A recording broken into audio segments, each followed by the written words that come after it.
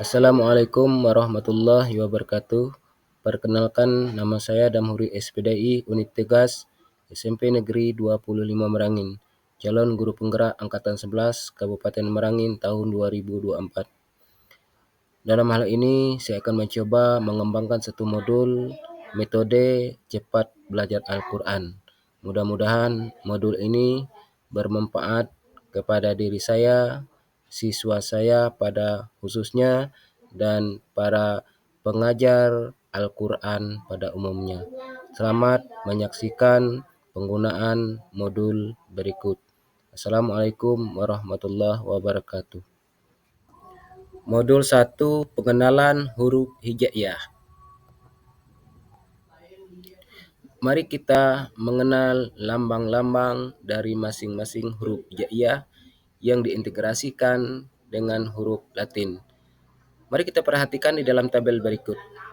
Tabel berikut menjelaskan bahwa huruf hijaiyah seperti huruf za itu akan dilambangkan dengan huruf Z di dalam huruf Latin. Nah, apabila kita di dalam melakukan pengajaran kepada siswa kita tentang huruf-huruf Al-Quran, maka akan lebih baik dan lebih mudah dipahami oleh siswa kita. Kemudian huruf Fa akan dilambangkan dengan huruf F, dan begitu juga dengan huruf Na dilambangkan dengan N. Nah, kenapa di lambang huruf seperti ini? Karena ini akan berguna pada ketika kita mengajarkan siswa kita pada ketika mengenalkan baris di atas, baris bawah, baris depan, baris 2 di atas, baris 2 di bawah, baris depan 2, kemudian huruf-huruf mati dan huruf-huruf tasydid. Inilah manfaat atau guna dari lambang-lambang huruf ini, sehingga sangat memudahkan para siswa kita untuk mempelajarinya. Mari kita lanjut kepada slide berikutnya. Mari kita lihat petunjuk penggunaan dari modul ini. Yang pertama, lakukan pengenalan huruf sesuai dengan kelompok huruf yang dilambangkan dengan huruf Latin. Bacalah huruf hijaiyah sesuai dengan huruf Latin. Seperti kelompok A, ulangi kelompok ini 1-2 menit. Coba kita perhatikan, A sama dengan huruf alif, huruf hamzah, dan huruf A. Itu semuanya dilambangkan dengan huruf A. Kemudian selanjutnya huruf H, Kho, H itu dilambangkan dengan huruf H. Kemudian selanjutnya Sod, Sya, Sa, dan Ta itu dilambangkan dengan huruf S. Nah, dengan lambang-lambang huruf yang dikonversikan dengan Latin tersebut, maka ini akan memudahkan siswa kita untuk mengingat dari semua huruf-huruf yang ada di dalam huruf hijaiyah tersebut. Demikianlah, kita lanjut ke slide berikutnya. Selanjutnya kelompok B yaitu huruf Ba, kemudian kelompok R yaitu Ro, kemudian kelompok M adalah Ma, kemudian kelompok T yaitu yang terdiri dari huruf To, huruf Ta marbotoh, dan huruf Ta. Kemudian kelompok D diwakili dengan huruf Do dan huruf Da. Selanjutnya huruf Zo, Za, dan Za itu dilambangkan dengan huruf Z. Sedangkan huruf Kho, Ka dilambangkan dengan huruf K. Dan huruf Lam Alif dan La itu dilambangkan dengan huruf L. Berikutnya huruf Ghin itu dilambangkan dengan huruf G. Sedangkan Ya dilambangkan dengan huruf Y.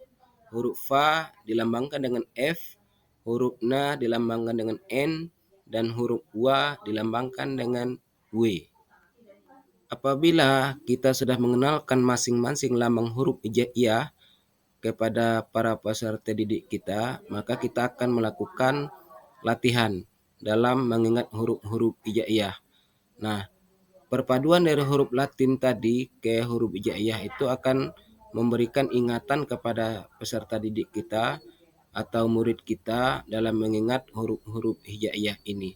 Nah, lakukanlah latihan ini beberapa kali, kemudian kita lihat kelompok mana para siswa kita yang belum bisa atau belum tahu huruf ini, maka kita ulangi pada kelompok tersebut. Tidak perlu mengulangi dari semua masing-masing kelompok huruf, akan tetapi cukup untuk mengulangi satu kelompok yang belum peserta didik kita pahami.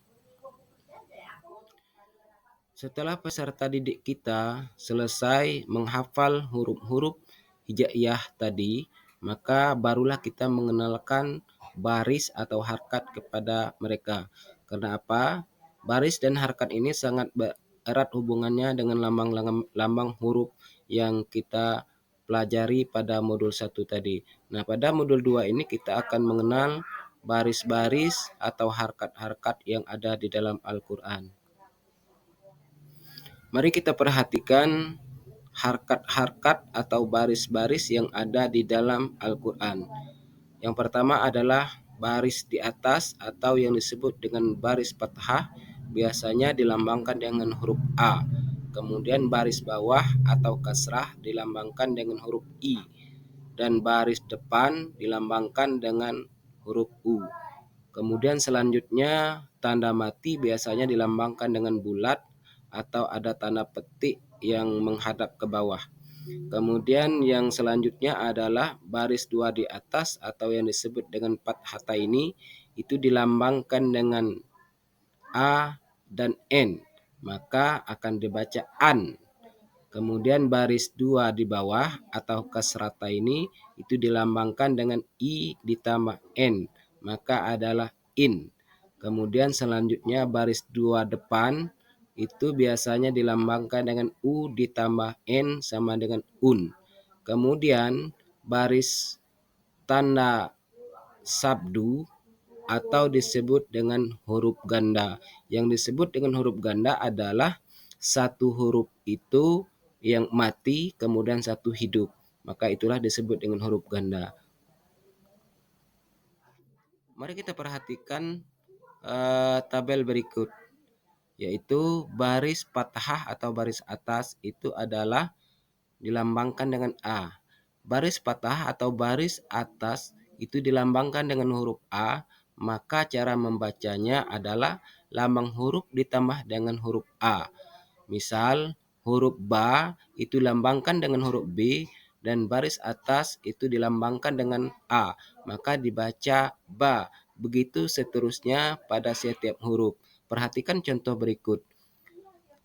Huruf ba berbaris di atas maka akan dilambangkan ba itu dilambangkan oleh B, kemudian huruf berbaris di atas itu dilambangkan dengan huruf A, B ditambah A maka dibaca ba. Kemudian huruf ja itu dilambangkan dengan J ditambah huruf A maka dibaca ja. Kemudian begitu juga huruf za itu dilambangkan dengan huruf Z, sedangkan baris atas dilambangkan dengan huruf A maka dibaca za. Selanjutnya huruf ya itu dilambangkan dengan huruf Y, sedangkan baris atas dilambangkan dengan huruf A maka dibaca ya. Begitulah selanjutnya kepada huruf-huruf yang berikutnya. Apabila baris di atas maka lambang huruf ditambah dengan lambang baris di atas.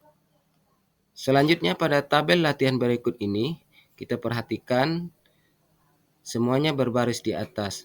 Nah, apabila ada salah satu siswa kita belum bisa memberikan baris kepada masing-masing huruf jaiyah ini, maka kita kembali kepada tabel yang pertama tadi dalam pengenalan huruf dan mengenalkan lambang-lambang baris tersebut atau lambang huruf tersebut. Nah, apabila ini sudah selesai, maka kita lanjut kepada baris berikutnya. Mari kita mengenal baris-baris Al-Quran yang lain, yaitu baris di bawah atau baris kasrah. Baris kasrah ini biasanya dilambangkan dengan huruf I, maka cara membacanya adalah lambang huruf ditambah dengan lambang baris di bawah. Misalnya huruf H, apabila huruf H ini baris di bawah, maka cara membacanya lambang huruf H yaitu H dan lambang baris di bawah adalah I. Maka H ditambah I dibaca hi. Begitulah selanjutnya kepada huruf-huruf hijaiyah yang lain. Mari kita perhatikan contoh berikut. Huruf H ini berbaris di bawah, maka H itu dilambangkan dengan H. Ditambah baris di bawah dengan lambang I, maka dibaca hi. Sedangkan huruf La apabila berbaris di bawah, huruf La-nya dilambangkan dengan L, kemudian baris bawahnya dilambangkan dengan I, maka dibaca li. Kemudian huruf Sya ini dilambangkan dengan SY atau S, ditambah dengan lambang baris di bawah I, maka dibaca shi. Sedangkan huruf Da dilambangkan dengan D, apabila ia baris di bawah, maka lambang huruf baris di bawah adalah I, maka dibaca di. Nah, silakan terapkan modul ini pada setiap huruf-huruf yang lain apabila berbaris bawah atau baris kasrah. Lembar berikutnya adalah lembar latihan. Nah, kita berikan latihan kepada para peserta didik kita tentang huruf yang berbaris di bawah. Ini diperhatikan semuanya berbaris di bawah. Nah, apabila ada salah satu huruf ternyata para peserta didik kita belum bisa menyebutkan baris di bawah, maka ulangi pada huruf tersebut. Tidak perlu mengulangi kepada huruf-huruf yang lain. Berikutnya mari kita mengenal baris U atau disebut dengan baris depan atau di dalam bahasa Arab disebut dengan baris dhammah. Biasanya baris depan atau baris dhammah ini dilambangkan dengan huruf U. Maka cara membacanya adalah lambang huruf ditambah dengan lambang baris dhammah atau baris depan yaitu U. Misalnya huruf kaf. Huruf kaf ini dilambangkan dengan huruf K. Sedangkan baris dhammah atau baris U itu dilambangkan dengan huruf U. Maka dibaca ku. Coba kita perhatikan contoh berikut. Huruf Ko. Huruf Ko ini dilambangkan dengan huruf K. Sedangkan baris dhammah atau baris depan itu dilambangkan dengan huruf U. Maka dibaca ku. Sedangkan huruf Do itu dilambangkan dengan D. Kemudian baris dhammah atau baris depan itu dilambangkan dengan huruf U, maka dibaca du. Sedangkan huruf To itu dilambangkan dengan T, maka sedangkan baris dhammah atau baris depan dilambangkan dengan huruf U, maka dibaca tu. Sedangkan huruf Za itu dilambangkan dengan Z, maka lambang baris depan atau baris dhammah itu dilambangkan dengan U, maka dibaca zu. Begitulah selanjutnya terhadap huruf-huruf hijaiyah yang lain. Setelah kita memperkenalkan huruf dhammah atau baris depan kepada peserta didik kita, kemudian kita melakukan latihan. Latihan ini dimaksud adalah untuk mengetahui kemampuan peserta didik kita tentang baris dhammah atau baris U tersebut. Nah, apabila salah satu dari huruf hijaiyah ini ternyata murid-murid kita atau peserta didik kita masih ada yang belum mampu atau belum ingat atau belum bisa menyebutkan tentang baris dhammah tersebut, maka kita ulangi pada huruf tersebut. Tidak perlu mengulangi pada huruf-huruf yang lain. Setelah kita mempelajari baris-baris yang ada di dalam Al-Quran, yaitu baris di atas atau baris fathah, baris bawah atau baris kasrah, baris depan atau baris dhammah, maka kita melakukan latihan terhadap peserta didik kita.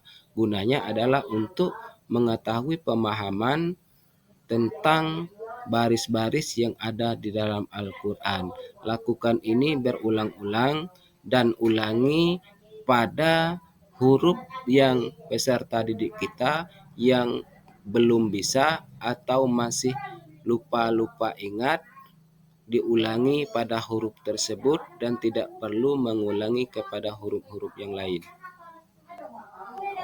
Setelah kita mempelajari harkat atau baris yang ada dalam Al-Quran, yaitu yang berbaris 1, A, I, U, maka kita akan mempelajari atau mengenal baris atau harakat yang huruf hijaiyah berbaris dua, yaitu yang pertama huruf hijaiyah yang berbaris dua di atas. Nah, coba kita perhatikan.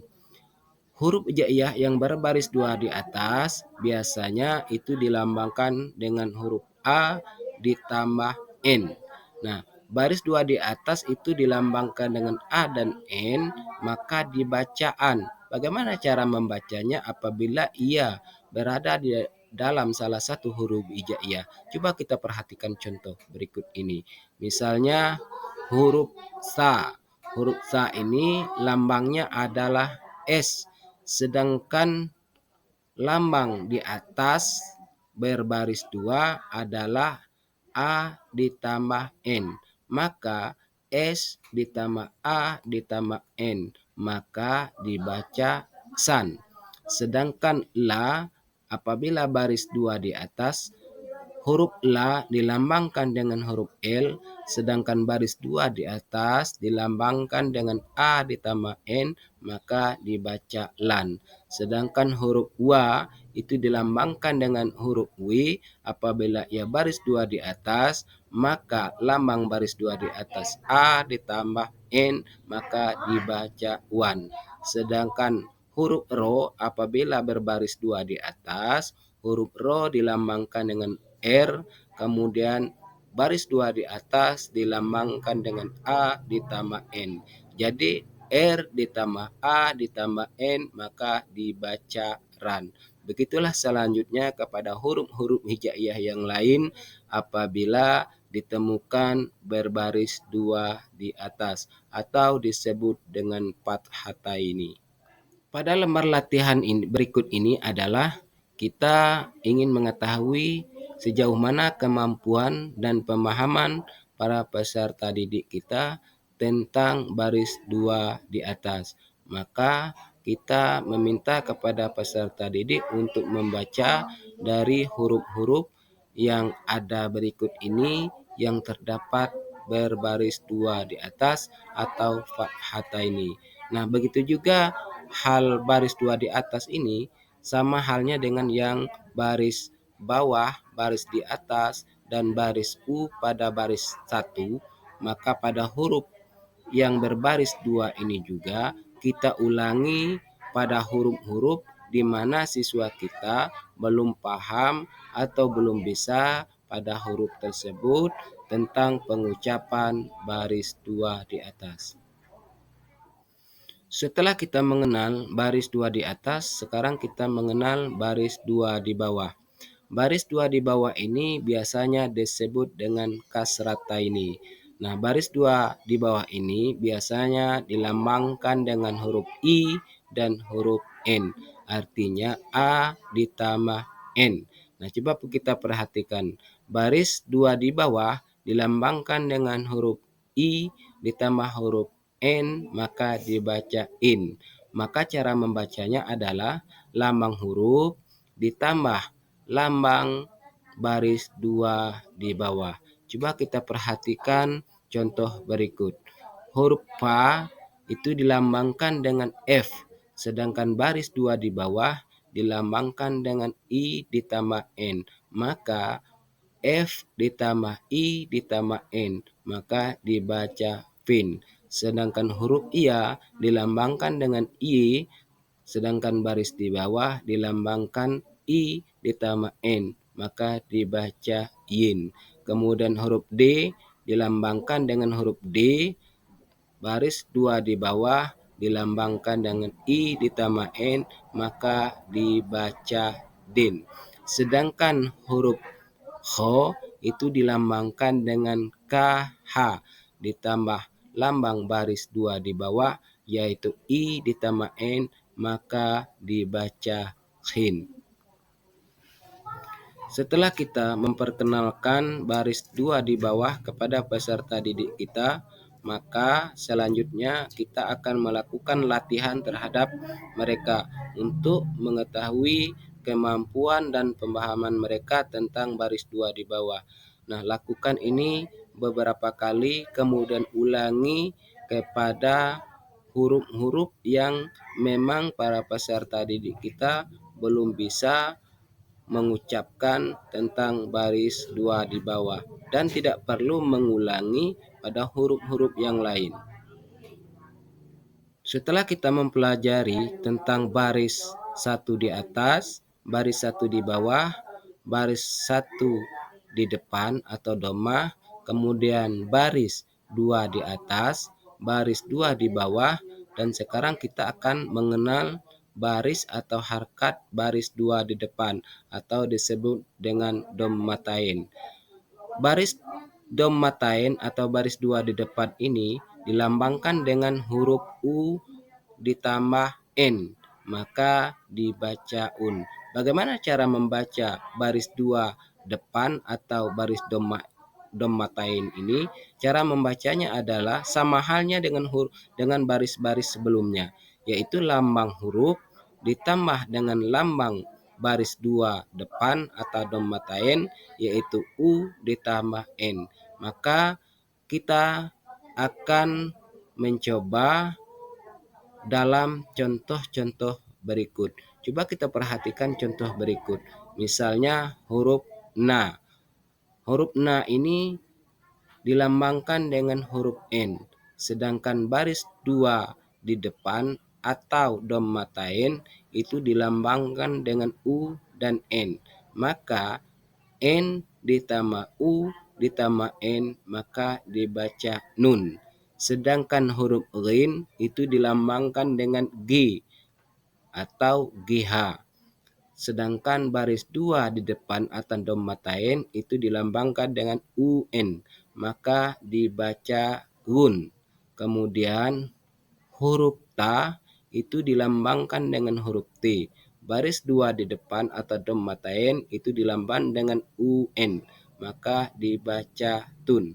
Sedangkan wa itu dilambangkan dengan huruf W, kemudian baris dua di depan atau dhammatain itu dilambangkan dengan U ditambah N. Maka bagaimana cara membaca apabila wa itu berbaris dua di depan atau dhammah, maka W ditambah U ditambah N maka dibaca wun. Pada lembar latihan berikut ini kita akan mengetahui pemahaman dan kemampuan peserta didik kita sejauh mana mereka mengenal tentang baris dua di depan atau baris dhammatain. Maka kita akan mendemonstrasikan kepada siswa kita, dan apabila ada salah satu huruf hijaiyah ternyata peserta didik kita belum memahami atau belum hafal dalam penyebutannya, maka kita ulangi pada huruf tersebut, tidak perlu mengulangi pada huruf-huruf yang lain. Pada lembar latihan 2 ini adalah gabungan dari baris 2 di atas, baris 2 di bawah, dan baris 2 di depan atau dhammatain. Nah, kita ulangi kepada peserta didik kita untuk mengetahui pemahaman mereka dan kemampuan mereka dalam menyebutkan huruf yang berbaris 2 di atas, berbaris 2 di bawah, dan berbaris 2 di depan atau dhammatain. Nah, apabila salah satu huruf ternyata peserta didik kita belum mampu, maka sama halnya dengan baris-baris sebelumnya, kita ulangi pada huruf-huruf tersebut dan tidak perlu mengulangi kepada huruf-huruf yang lain.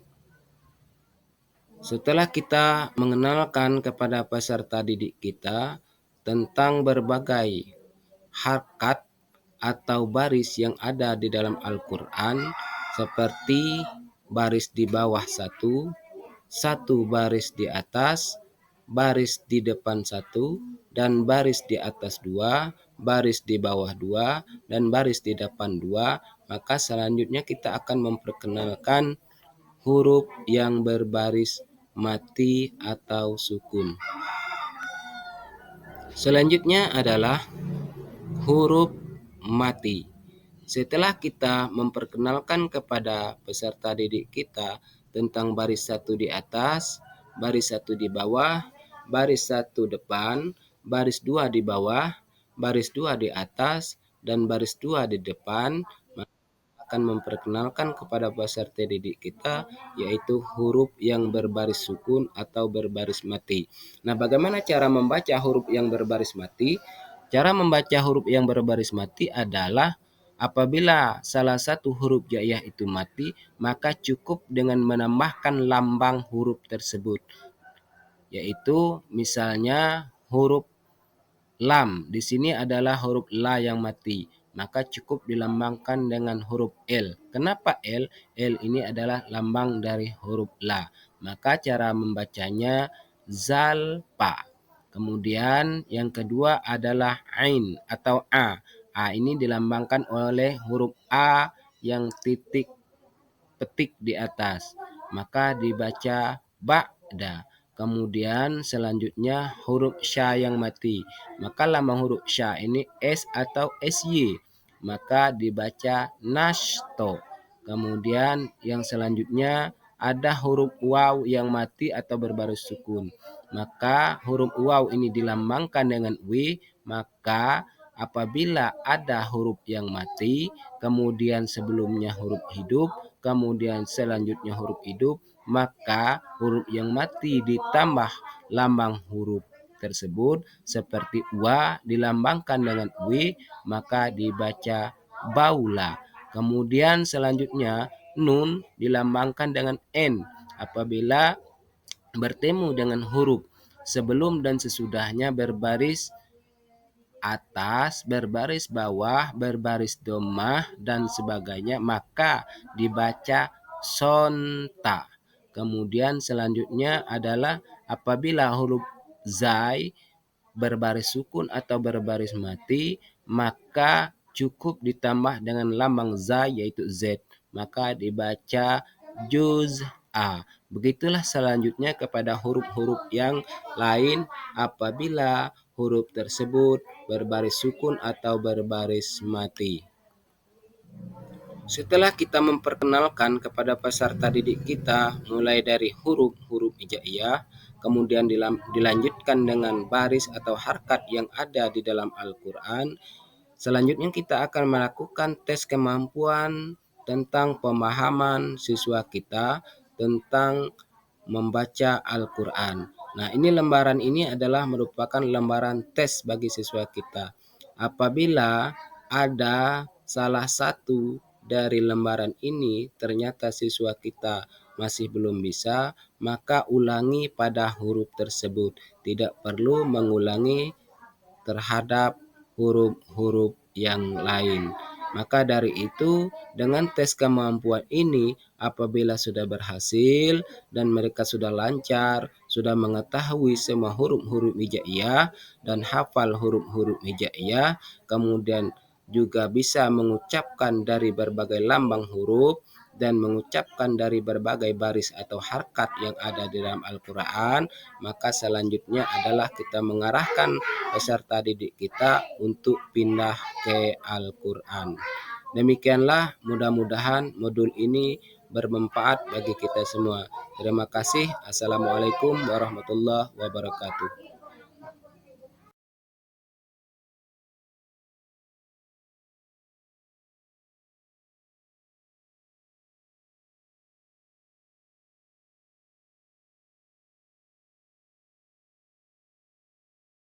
Assalamualaikum warahmatullahi wabarakatuh.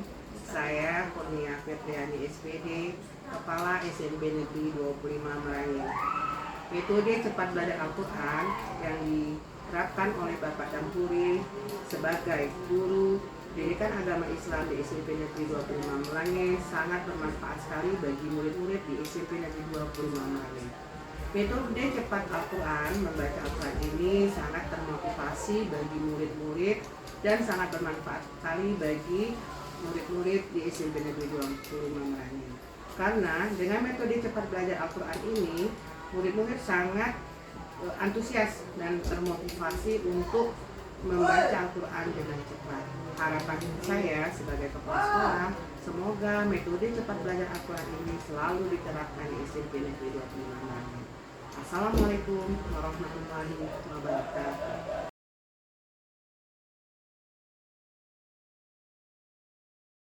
Assalamualaikum warahmatullahi wabarakatuh. Perkenalkan, nama saya Andes Taputra, biasa dipanggil Andes. Siswa SMP Negeri 25 Merangin. Saya sangat termotivasi belajar Al-Quran dengan metode yang digunakan oleh Bapak Damhuri. Menurut saya, metode belajar Al-Quran yang digunakan oleh Bapak Damhuri sangat mudah dipahami dan dipelajari. Sebelum saya belajar dengan Bapak Damhuri, saya belum bisa membaca Al-Quran. Akan tetapi setelah saya belajar dengan metode tersebut dalam pembelajaran tuntas, sekarang saya sudah lancar baca Al-Quran. Demikianlah. Assalamualaikum warahmatullahi wabarakatuh. Assalamualaikum warahmatullahi wabarakatuh. Perkenalkan, nama saya Iki Amelia Kusuma, siswa SMP Negeri 25 Merangin. Saya sangat senang dan termotivasi belajar Al-Quran dengan Bapak Damhuri karena metode yang digunakan oleh Bapak Damhuri sangat mudah dipahami dan dipelajari. Berbeda dengan metode yang digunakan ketika saya belajar dengan guru ngaji. Sebelumnya belum bisa membaca Al-Quran. Akan tetapi setelah saya belajar dengan metode yang dikembangkan oleh Bapak Damhuri dalam pembelajaran tuntas tulisan baca Al-Quran TBTQ yang dibimbing oleh Bapak Damhuri, sekarang saya sudah lancar baca Al-Quran. Demikianlah. Wassalamualaikum warahmatullahi wabarakatuh.